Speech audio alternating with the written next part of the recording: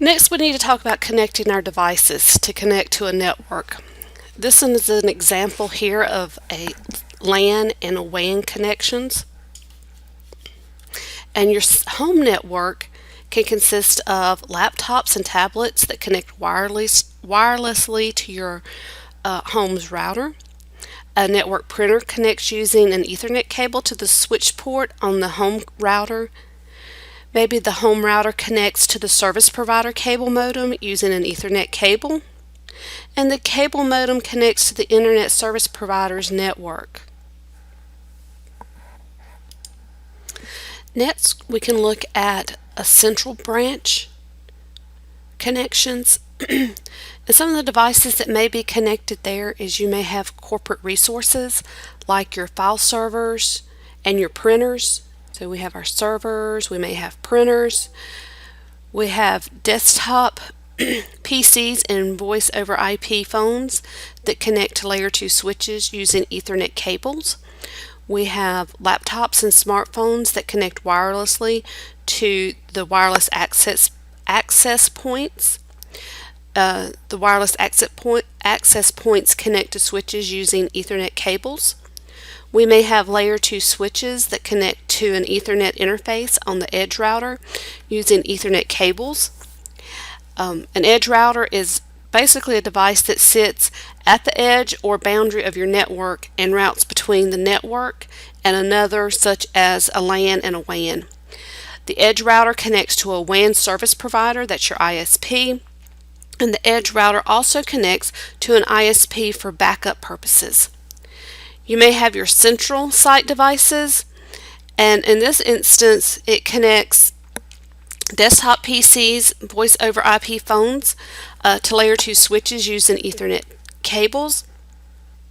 We have layer 2 switches that connect redundantly to multi-layer 3 switches using Ethernet fiber optic cables. Those are the orange connections. Then we see the layer 3 multi-layer switches that connect to the Ethernet interface on the edge router using Ethernet cables. And the corporate website server is connected using an Ethernet cable to the edge router interface, and the edge router connects to a WAN service provider. The edge router also connects to an ISP for backup purposes, and that's what's going on here in this example. In order for all these devices to work together, we're going to have to enable network access. And it must be configured with IP address information. And the IP address information that they all must have is you have to have your IP address. That identifies a unique host on a local network. You have to have your subnet mask. That identifies the host network subnet. And then you have to have your default gateway. And this identifies the router a packet is sent to when the destination is not on the same local network subnet. So we see here on PC1 that his default gateway is 192.168.1.1. That's this router here. His IP address is 192.168.1.110. And then we see here's PC2's information. Here's his IP address, his default gateway, the server's IP address and default gateway. So they're all coming through this router. And then over here we have this web server, and here is his gateway.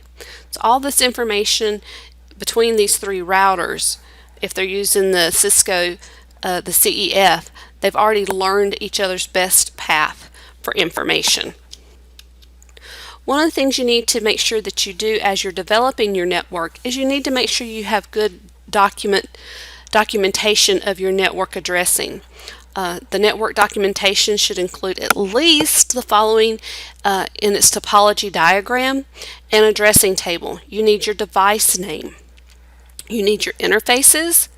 You need your IP addresses and subnet mask, and you need your default gateways. So the example here is showing our device. We have router 1. It has two interfaces. It has an FA00 and it has a serial interface. So both of those are listed. The same is true for router 2. It has a serial and a fast Ethernet.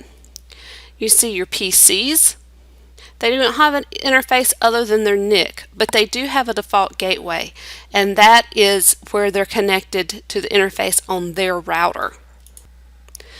So here you see where it's statically assigned. It's when we go in and we tell it exactly what we want our IP address, our subnet mask, and our default gateway to be. Here's an example of dynamically. We tell it to obtain an IP address automatically. You have different device LEDs. This is a Cisco 1941 router. In our classroom we use the 1841, so the lights are a little bit different. But you have your green lights or your blinking lights. If there's no lights, then your port is inactive. With console access, there's different types of console cables. There's the RJ45 to DB9 console cable, or you could have some of the USBs or the micro USB. We use the console cables in our labs, so they're going to connect to the computer's serial port, and then they plug into the router's console port. You have terminal emulation software. You can use TerraTerm, PuTTY, HyperTerminal. At our location, we use PuTTY. We need to enable IP on our switches. In this particular topology, we have a switch between our PCs and our routers. The network infrastructure devices require IP addresses to enable remote management. And on a switch, the management IP address is assigned on a virtual interface. So this example here shows us where we set up our interface VLAN 1. We give it its IP address, its subnet mask, and remember to do no shutdowns, because no shutdown turns it on. We type exit at that point, and then we assign it a default gateway. You'll notice that the default gateway is the router interface that it's attached to. So it's 192.168.10.1.